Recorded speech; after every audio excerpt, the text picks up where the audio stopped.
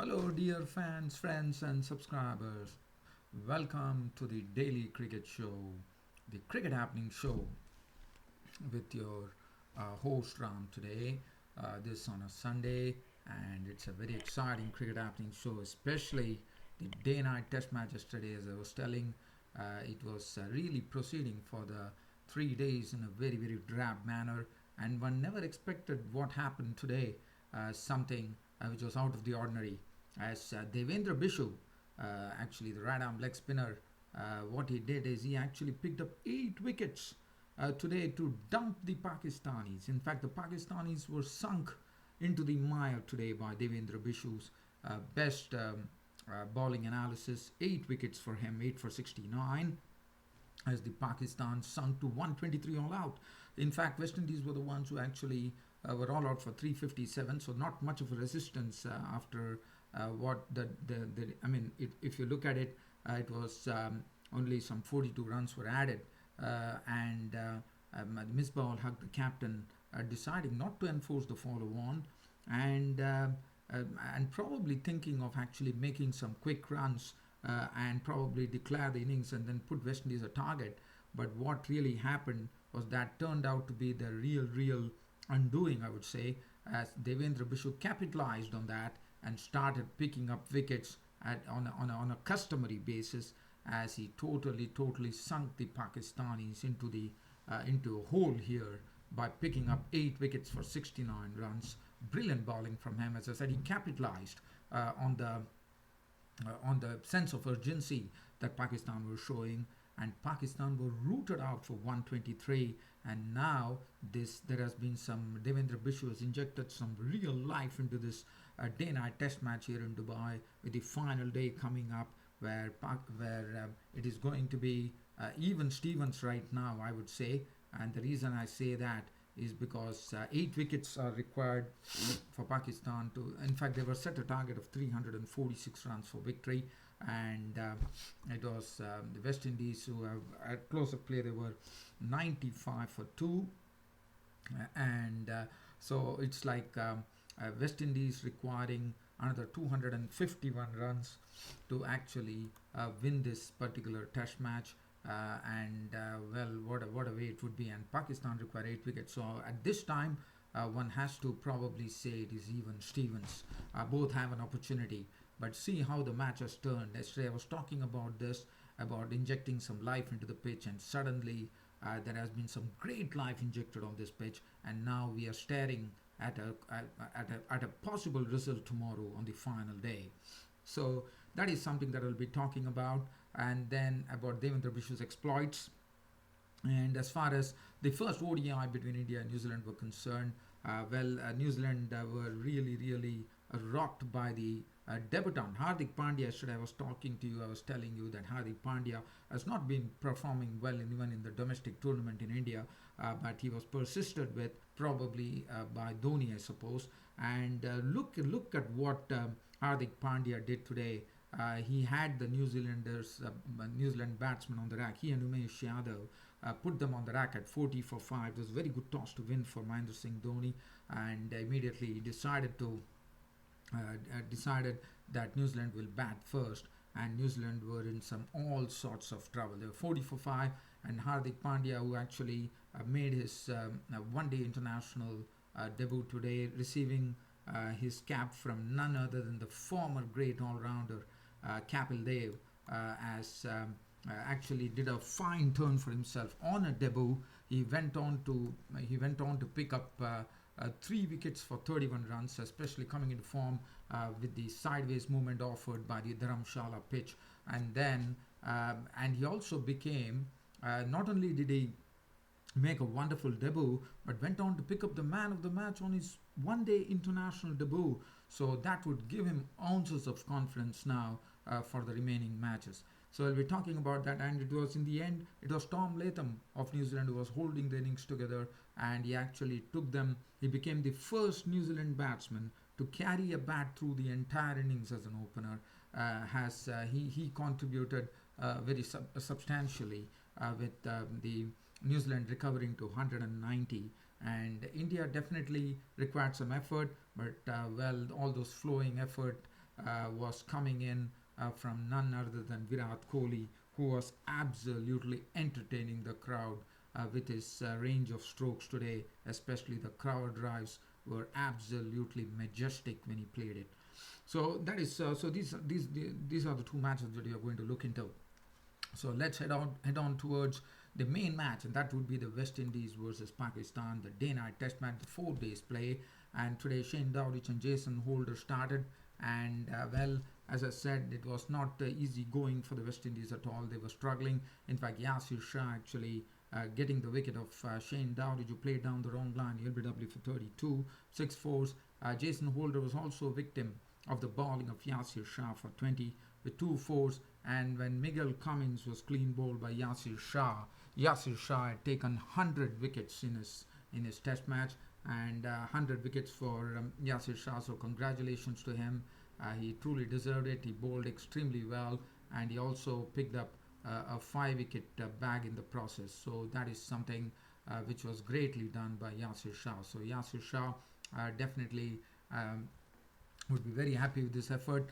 Miguel Cummins was the 100th victim for Yasir Shah, and Devendra Bishoo actually really stuck it out in the middle by making 17 runs before he was bowled by Mohammad Nawaz for 17, 2 fours, and Shane Gabriel was not out on 6. 357 all out, the West Indies, thus conceding a very big lead.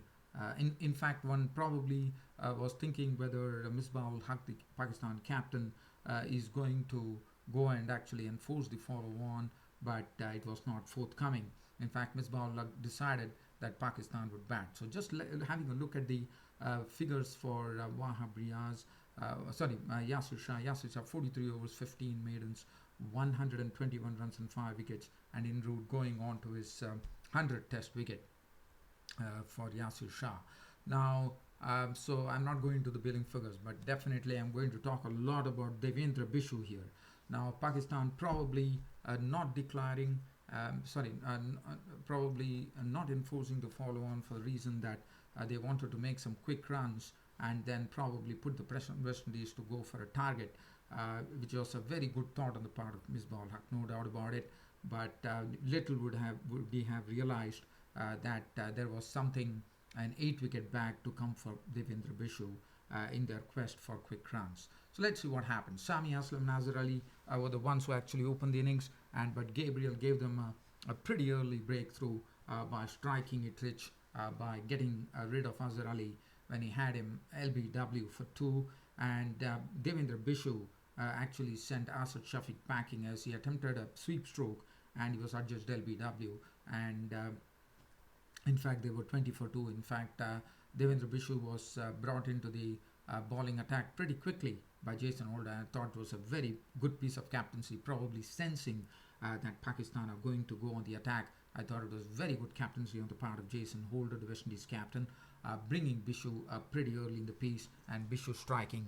So 2 wickets gone for 20, and after the resumption, it was 2 batsmen, Sami Aslam and Babar Azam. Sami Aslam was pretty good. He was really playing very well. He was blocking well, leaving the balls well outside the off stump.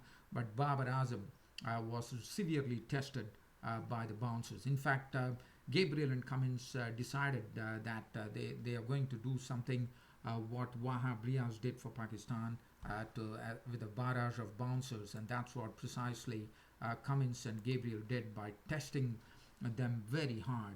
Sami Aslam definitely stood the test well, and he was confident, but the other end, Babar Azam, was peppered, and Babar Azam definitely showed that he has a sort of a weakness against the short delivery, as he fended awkwardly, and at times he actually tried to hook shot, probably falling in between the fielders. So Babar Azam had a very tough examination, and after that it was a Devendra Bishoo show altogether, as once that was done, they went through that phase. Babar Azam survived that phase, one could say, and then Bishoo actually making Babar Azam attempt a cross bat stroke. It was clean bowled by Bishoo for 21 with 3 boundaries. Misbah-ul Haq also playing across the line to Bishoo was he trying to do a slog sweep probably. He was bowled by Bishoo for 15, and then Sami Aslam, who was doing the hard work and had made the highest score of 44 in this particular innings,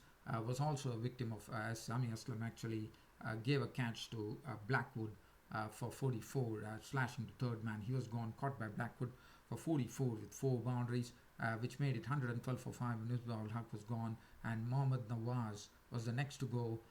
Clean ball. This was a beautiful ball which was bowled by Devendra Bishoo. It was a googly, and Mohammad Nawaz knew little about it. He was gone for a knot, and after that, we saw the ouster of Wahab Riaz. He was also a victim of the bowling of Bishoo for 5, and then Yasir Shah was caught and bowled holder for 2, and Sarfraz Ahmed left his crease, probably trying to send Bishoo downtown. He was stumped by Dowdy behind the stumps for 15, and in the end, Mohammad Amir lost his stumps to Bishoo for 1, with Sohail Khan not out on 1, and this was a total rout of the Pakistanis, as Pakistan were bowled out for 123, and the man of the moment was none other than Devendra Bishoo, the right arm leg spinner. 13.5 overs, 1 maiden, 49 runs and 8 wickets. What a splendid piece of bowling, even though one might probably be tempted to think that Bishoo was helped because of the Pakistanis going for the strokes, but again, getting wickets is something, and I thought Devendra Bishoo really capitalized. Good piece of captaincy on the part of Jason Holder, sensing that Pakistan will be going for the kill here. Gabriel, 7 overs, 1 minute, 1 for 23, bowled well too. Cummins did a good job, 7 overs, none for 29. Jason Holder chipping in with 1 for 12. So now the West Indies were given a target. So 123 all out Pakistan, absolutely in shambles, I would say. But they definitely had the cushion of 222 runs to play with, which made it a bit easy for them. I would say comfortable for them with the target there, and so now it would be around 346 runs to win for the West Indies. West Indies actually started their second innings, and their second innings did not start off in the right note, as Brathwaite lost his stumps to the bowling of Mohammad Amir for 6. And after that, Leon Johnson, who failed in the first innings, played a neat little knock of 47 runs, hitting some nice boundaries. But then Mohammad Amir returned back onto his second spell towards the end of the day, nipping up the wicket of Leon Johnson by getting him LBW for 47. And at stumps, the West Indies had crawled to 95 for 2. Dan Bravo was not out on 26 with 1-4 and 1-6. Marlon Samuels was not out on 4. And this was the pair, as you know, which resuscitated the West Indies in the first innings, and they would be expected to do the same tomorrow. And now it would be the formula should be a winning formula. It is not about any resuscitation. It is all about winning. So this particular pair has a great responsibility on their shoulders, and they have to show that tomorrow what they are capable of. As far as the bowling is concerned, Mohammad Amir is the only wicket taker, 2 for 26. Other than that, I'm not going to go into the bowling figures of any of the bowlers there. As I said, it is interestingly poised. There's been Devendra Bishoo has definitely injected some great life into this day-night test match with the pink ball in Dubai, and I'm sure people would be vying for their spots tomorrow at the Dubai International Cricket Stadium to watch this match in all its grandeur. Okay, so let's get on from here and get on to the next match. We are talking about the India-New Zealand first one-day international match of the series, which started today, and Hardik Pandya, as I said, making his one-day international debut, and what a debut for Hardik Pandya. In fact, Dharamshala, as I was telling you, being a hilly place, it would definitely assist the seamers, and that's what precisely happened.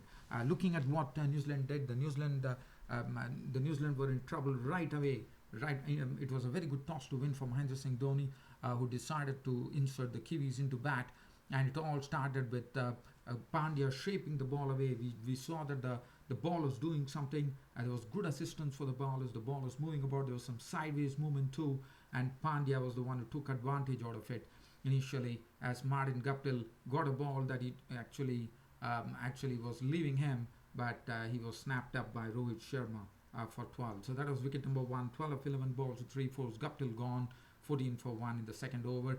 After that, Kane Williamson was the next to go, and this was done by Umesh Yadav, who actually made Kane Williamson play a false stroke.